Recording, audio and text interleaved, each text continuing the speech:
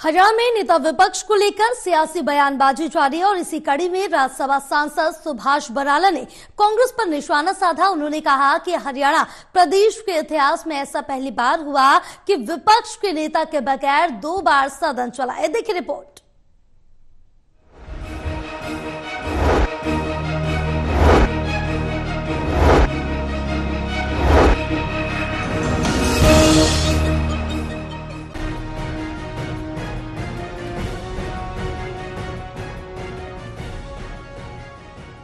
हरियाणा में नेता विपक्ष को लेकर सियासी बयानबाजी जारी और इसी कड़ी में राज्यसभा सांसद सुभाष बराला ने कांग्रेस पर निशाना साधा। उन्होंने कहा कि हरियाणा प्रदेश के इतिहास में ऐसा पहली बार हुआ कि विपक्ष के नेता के बगैर 2 बार सदन चला और ये बहुत ही विडंबना है कि विपक्षी पार्टी कांग्रेस विधानसभा चुनाव के बाद आज तक अपने विधायक दल के नेता का चुनाव नहीं कर पाई, जिसके अभाव में नेता प्रतिपक्ष नहीं बनाया जा सका।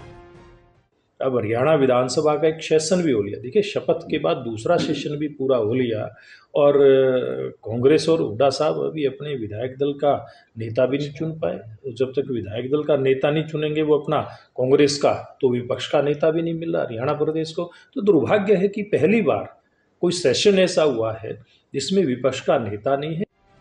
सुभाष बराला ने प्रदेश में डीएपी खाद की किल्लत के बारे में कहा कि शुरुआती दौर में कुछ परेशानी आई थी, जिसकी उन्होंने खुद भी निगरानी की थी और कुछ शरारती तत्वों ने इसकी आड़ में खाद के भंडारण करने का दुस्साहस किया था, लेकिन सरकार ने उन पर अंकुश लगाकर अब पर्याप्त मात्रा में खाद का वितरण करवाया जा रहा और आवश्यकता के अनुसार खाद दिए जा रहे हैं। पिछले 1 सप्ताह से मैं काफी स्थानों पे मैंने खुद भी मॉनिटर किया है।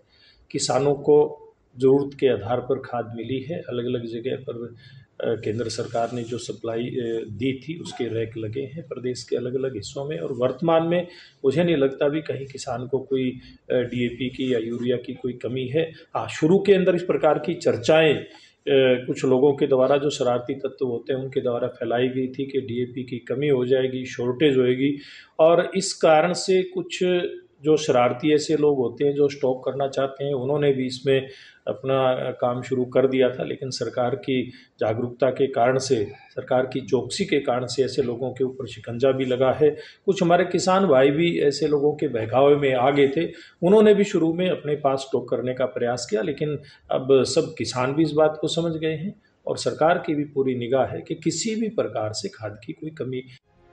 वहीं राज्यसभा सदस्य ने पूर्व मुख्यमंत्री भूपेंद्र हुड्डा के बीपीएल परिवारों की संख्या बढ़ने के जवाब में हास्य व्यंग कसते हुए कहा कि खिसियानी बिल्ली खंबा नोचे। उन्होंने कहा कि वर्तमान सरकार के शासनकाल में युवा सरकारी क्षेत्र के साथ साथ निजी क्षेत्र में भी रोजगार पा रही हैं। देखिए, खिसियानी बिल्ली खंबा नोचे। अब हुड्डा साहब जब से लोकसभा का चुनाव हुआ था मुख्यमंत्री बनकर के सोते थे। अब वो सारे उनके सपने अधूरे रह गए हैं, इसलिए वो पता नहीं कहाँ से इस प्रकार के डाटा लेकर के आते हैं, कहाँ से इस प्रकार के आंकड़े लेकर के आते हैं। जहाँ तक हरियाणा प्रदेश के अंदर बीपीएल की बात है, देखिए देश के अंदर नरेंद्र मोदी जी की सरकार ने, और जो हमारी नायब सरकार है या पूर्व में मनोहर लाल जी के नेतृत्व में जो सरकार हमारी चल रही थी, उसने देश के गरीब के लिए, देश के मजदूर के लिए, देश के किसान के लिए जो एक ठोस उनके लिए काम किए हैं, गरीब व्यक्ति के लिए जिस प्रकार से योजनाएं लेकर के आए, जन कल्याण की योजनाएं लेकर के आए, उसके कारण से मैं समझता हूँ बहुत लाभ गरीब परिवारों को हुआ है।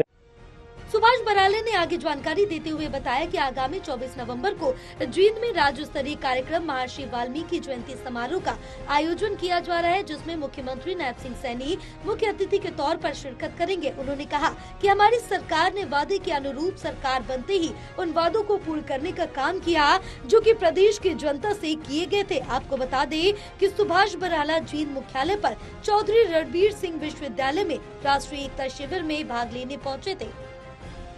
टोटल टीवी के लिए जींद से गुलशन चावला की रिपोर्ट।